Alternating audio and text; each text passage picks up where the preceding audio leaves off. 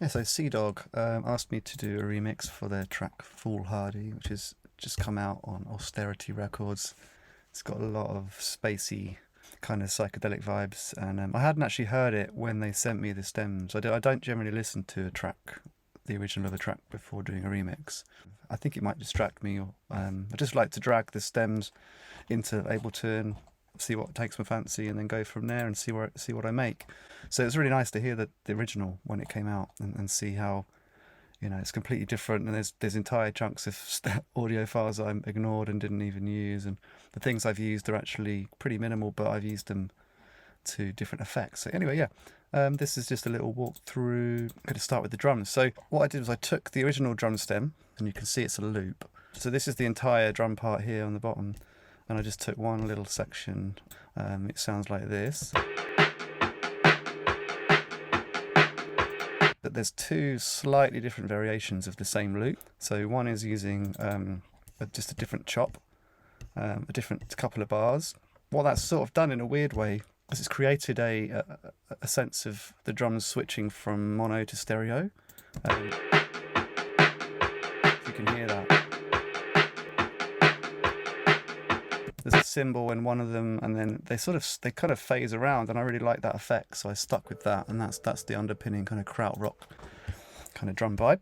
And the intro has got some chopped up kind of drums.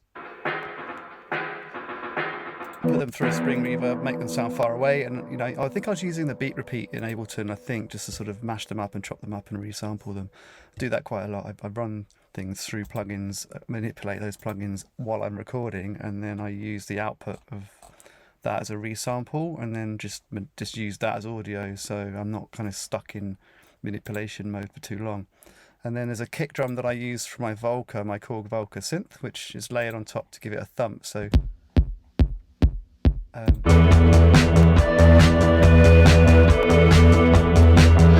actually pretty basic. And through the track, they generally stay either on that pounding rhythm, and then there's one middle section where there's another layer. And that layer was done using my Yamaha. I've got like a vintage Yamaha REX50, which is a cool multi-effects from the 80s. And I ran the stereo loop through that to make this sound. Again, so that's the same. That's the entire drum mix run through a stereophonic, weird echo delay thing from the 80s, and then so it just gives it a different texture for one section of the song. So yeah, drums, pretty simple. Again, because I was working quite quickly on this remix, I kind of generally think the drums, if I get the drums down and simple, it saves a lot of time. There's no real drum programming going on. It's more making a loop, manipulating it, and then letting it run and do its thing in different times. So they're the drums. Now the cool thing, I like using ambient sounds in recordings, and then I had a phone recording. I went to a festival called Shambhala or Shambino, and I just sat in my tent in the quiet, just recording the ambience outside on my phone, just to capture it really as it's in the campsite. So this is a bit of that ambience.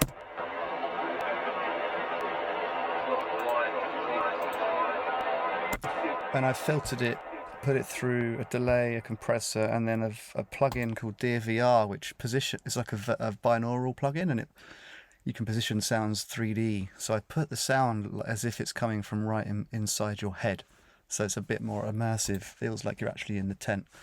So that's actually running the whole way through the track in the background, and you can notice in the beginning. Once the track's kicked off. So that's always in the track.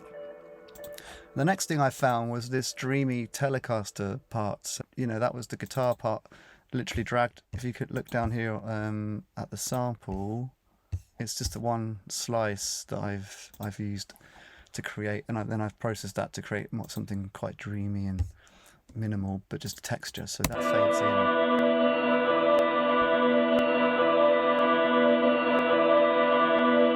And I've got two effects chains. So one is hard pan to the left, and one is hard pan to the right with a spring reverb on it.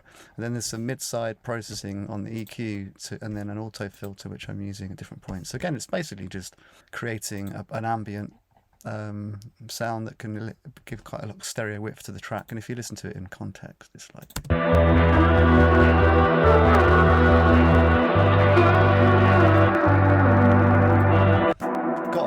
inside it, it's got texture, it's got rhythm, but it's not in your face. But if you take it away, you really notice it's not there. And yeah, there's another bit that happens with that.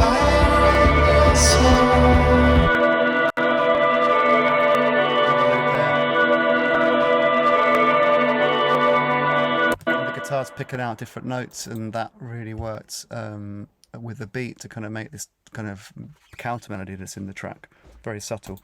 And the synthesizers, so yeah, got like a few different things on the synth. Now the melody, again, so if you look at the file down here, this is the entire stem of this Volca. So they're obviously using a Volca as well, Volca keys, to do some synth.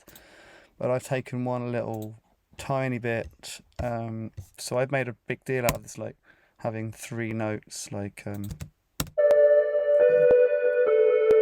filters. I really like the childlikeness and simplicity of that loop. It's just so uncomplicated. You can't really ignore it, and it's just like, you know, like fairy tale like. It just revolves around and around during the track.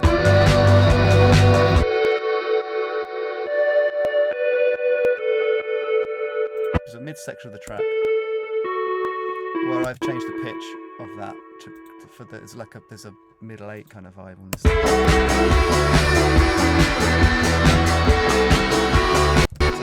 it's an echo of the previous riff, and there's a big chunk without it, but yeah, I'm just, you know, breaking things down bit by bit here, so you're not really getting to hear the whole track. But if I play one section, that melody's there.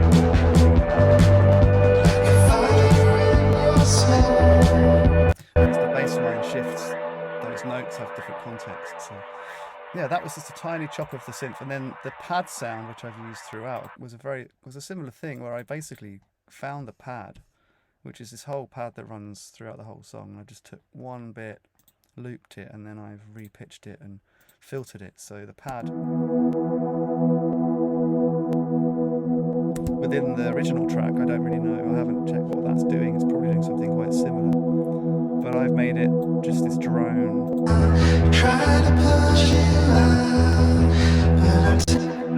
And the whole vibe I wanted to go for with this was just dreamy, but with a driving kind of krautrock beat. So it's sort of floaty, not too intense, and having pad sounds like that, they're like glue. You know, they're running the whole way through the song, just sort of giving actually a bit of sense of suspense as well. And I'm using Ableton's filter. I'm running it through a really cool Juno. It's like a plugin that does the Juno chorus, an auto filter which is moving around and cutting off, doing a low pass filter into a reverb, chamber reverb, into some mid side, pushing the kind of mid frequencies on the side and a bit of that, and then a compressor for sidechain. And then again, I used the Pro Q3 a lot, but this is doing some mid side stuff. So just helping that pad be a pad, helping it be wide and spaced out in the stereo field feeling.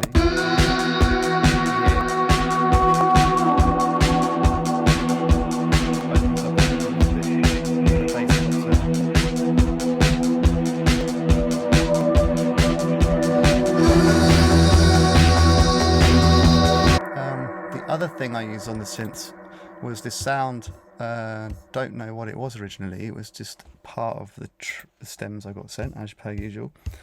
And I've taken a little section and I've put it through a bunch of plugins.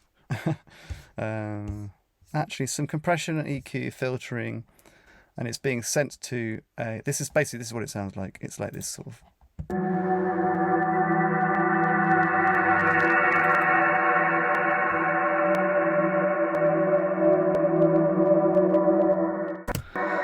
And yeah, so that's the role that's playing, and the reason I like that part is because that's sort of these momentary flourishes that they act as tension, they act as transitions, and you know, when you blend this kind of dark, spooky sound with the nice soft pad, just adds another dimension to it. It's an ambient kind of non-musical noise, so I love all that kind of stuff. It's being sent to a huge Valhalla reverb, so which I love. Right, the bass. So I made all the bass for this track. I didn't use any of the bass from the original song. I don't know why. I think it's probably because the original bass wasn't really a bass line, maybe. I think the band are currently a guitar, vocal, and then synths, keyboards, and drum machine. So not really defined bass line. And I figured that was where I was going to really make this track into a new thing and a new groove. And so real simple. It works with the drums. I'm going to solo the drums and the bass together. So the first bass is this synth bass, which was almost definitely from the Yuhi Repro 1, which is a plug-in version of the Pro 1 by Dave Smith Instruments. Pretty dirty, but I've also kind of put some saturation on, a bit of drive to give it an edge. It's being EQ'd, and then Decapitator is also doing its thing. 100% wet, actually. That's not normal for me, but yeah, that's just doing a little bit of drive.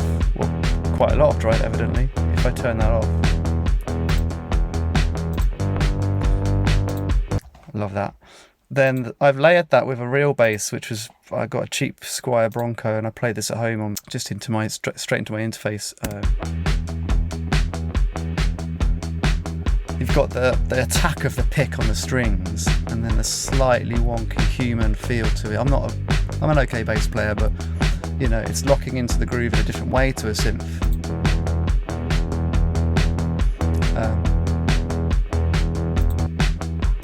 And that bass is being run through. It's being run through a couple of things, actually. It's 2 chains. I like to do audio effect rack in Ableton and have multiple chains for like parallel processing. And one of them is going through a really heavy compressor with a bit of EQ boosting the high mids for a bit of presence. That's also then going through H3000 Eventide, which is doing a thickening thing, which is kind of like a doubling effect. Let's see if we can hear that at the same time. Let's just loop. Yeah, so this is like a sort of like phasey, chorusy thing.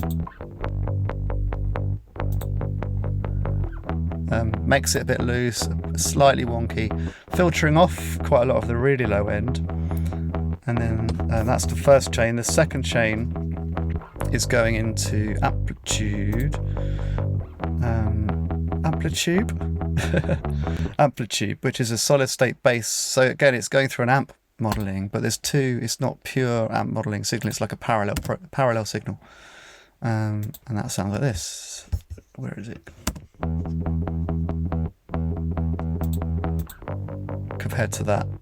So one's really wide and one's down the middle. Both of those are going into compressor, the FET76, 1176, really squashing it, because I don't really want this bass to be jumping out of the mix. I want it to be controlled, really controlled. And then the Pro Q3, which is doing, if you look at that red bit, that's where it's looking at what signals coming through from other instruments, and I'm cutting out some 82 Hertz because there's a lot of 82 Hertz in the synth bass. So yeah, anyway, that's the bass. I wanted that edgy krautrock lo-fi thing, which is just to my tastes really. And then there's another section of the song which has this kind of more ragged bass, which happens. And that's automated, so the Devil Lock Deluxe by Sound Toys comes on at that point. Makes it more dirty. The synth bass isn't in that section. Additionally, in the first or second verse, there's 2 bass layers which are on like the OP1, so my Teenage Engineering OP1 synth. Not that bassy, but they're doubling the bass part, and they're 2 different performances on slightly different sounds. So one and the other one. Now, I use this all the time, but if you record the same part twice with slightly different sounds, or you know, they can actually be quite dramatically different sounds, but in the same instrument. So I used the same synth within the OP1, but I tweaked the knobs. And you never know what the knobs are doing on that thing, but basically gave it 2 sounds and then panned them.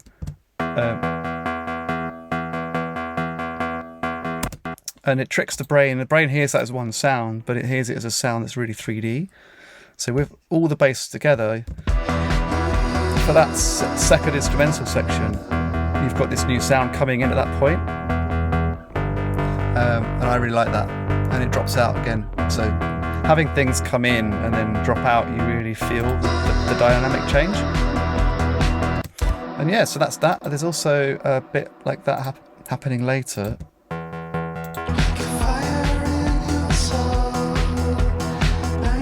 As an extra layer, just a mono. So that part was panned, then it comes into mono for that section, which is a third verse where it gets more driving.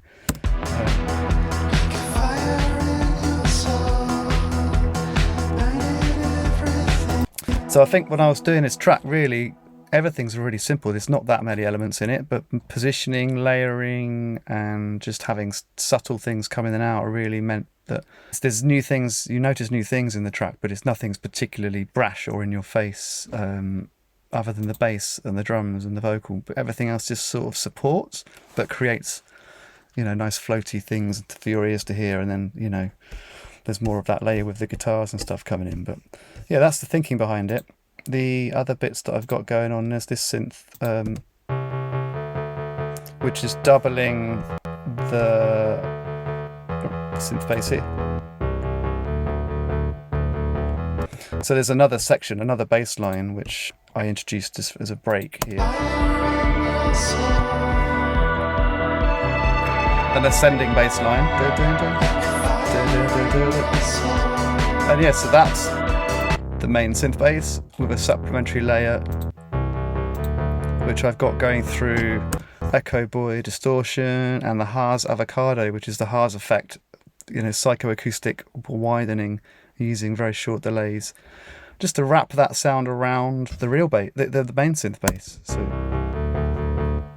without it, and it's got lots of top end distortion on it. I've driven that, and the Echo Boy is doing not a lot, you know. It's a little bit of dirt on there. So yeah, anyway, bass, actually I thought the bass was simple, but it's loads.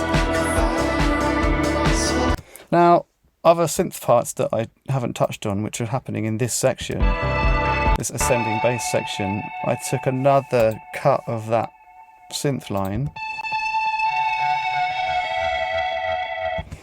and put it really high, pitched it really high, re-recorded it, resampled it, chopped it, so that it's now doing a sort of calling answer thing with the vocal. It goes da da da, then you get the vocal, then it sings.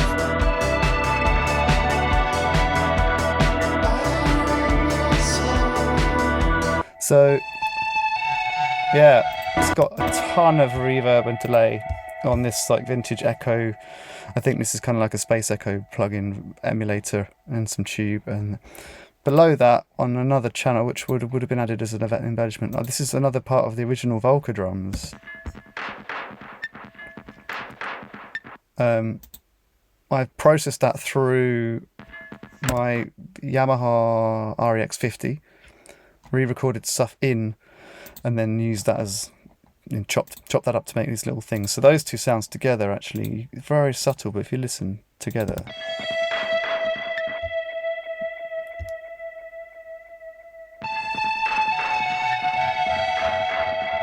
they're like a little team.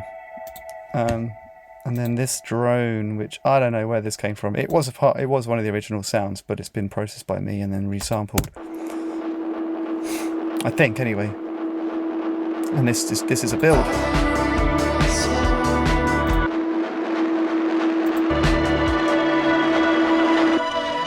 With a hard edit, give that a bit of drama. Yeah, so those bits are only in that one section, but I like them because with my obsession with kind of counterpoint melody, you know, moving things from other parts of the song also to kind of quote that little motif. You've still got those three notes, da, da, da, but they're now higher and then they're serving a different purpose, but they're still there, so you've got that hook. Okay, vocals. Now with the vocals on this one, as I said before, I didn't listen to the original song before doing the remix, and I quite quickly realised that trying to build a song form version, so a remix that follows the same song form, was not really what I wanted to do. I wanted to keep it a bit more formless, kind of inspired by Chemical Brothers, I think, maybe in their use of sort of vocals, where they seem to have songs that you know and you can kind of join in the hooks, but they're not necessarily like full songs. I can't think of any right now. Anyway, so yeah, so I've picked up a couple of vocal motifs that I really liked, and they are just repeated. And then there's one verse section, which is the main verse section, which is what the remix is named after. So that's this. Yeah. Like a fire in your soul, burning everything down. Try to push you out, but I'm tangled up in my own worst fears and doubts. And that is just one part of the song, obviously, but for me it was like, cool, let's leave that hanging, and then I've got these parts which are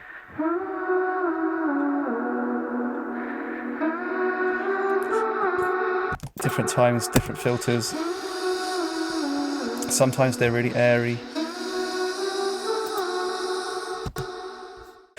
So yeah, firstly, with the vocals on the verse, the verse kind of lyrical vocal bit, I've duplicated it so that, well, the first part, let's look, get organised, Steve, come on. First one has got 2 chains. So the first chain, compression, EQ, pulling out all the low end, and then some de-essing because it's being compressed quite a lot.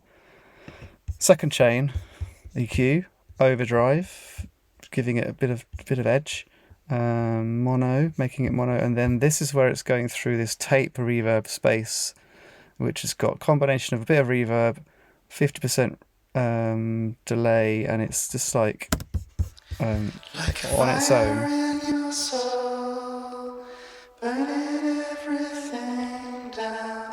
It's like a really slow slapback delay, ping pong delay, and then the dry vocal. Like a fire in your soul. And now there's obviously it's a multi-tracked, double-tracked vocal. So the stem is wide. It's like one left, one right, with slight discrepancies in the performance, which is really nice. You get different S's at different times. And so I've just accentuated that. And then at the end of these 2 chains, which are being blended, you've got another de-esser, another compressor, and then another EQ, and just making sure it's all being looked after. It sounds great. I mean, it's being sent to the Valhalla reverb as well. And then when you hear it in the track, like a fire in your soul, burning everything. It's taken it from being more of a dry indie pop vocal to being a real kind of spaced out vocal, psychedelic. Now I've duplicated it and I've got an octave down. I think I've bounced it. I think I've frozen that and bounced it out. This one here, which is the same again. That's the Sound Toys little altar boy, which has been used to pitch the track. If you blend it in, but I'm tangled up in my own worst fears and doubts. doesn't really stand out in the track, but does a lot. Actually, adds a lot of weight to it. I think on the end section you can hear it.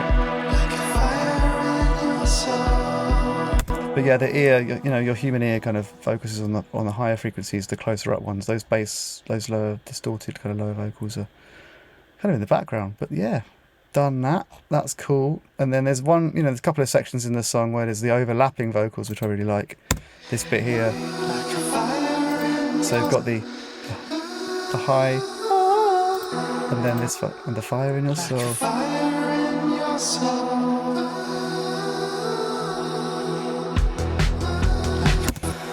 And that's that. I mean, the idea being, like I said, it's still catchy. You can still join in if you want to sing and know the song. You've got 3 iterations of that verse. So it's still a song. But if you listen to the original, which I'm sure you will and you should, it's way more to the song. There's a lot more complexity and different sections. That's the remix broken down. Oh, guitar. There's a guitar thing, which is, I don't know where it came from. Well, obviously it came from one of the stems, but seems to be like quite a long solo-y type thing in the song. on the guitar. It sounds like this in my version. I'm going to take off the effects.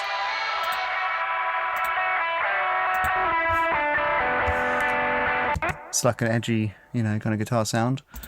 I'm filtering it, EQing it a lot in a strange way. The Evertide H3000 on a setting called Stadium. Don't know why, but I liked it. And then it's got this sort of like sine wave filter, which I've automated. Makes it sound weird. It's taken a lot of the body out of the sound. So if in the track,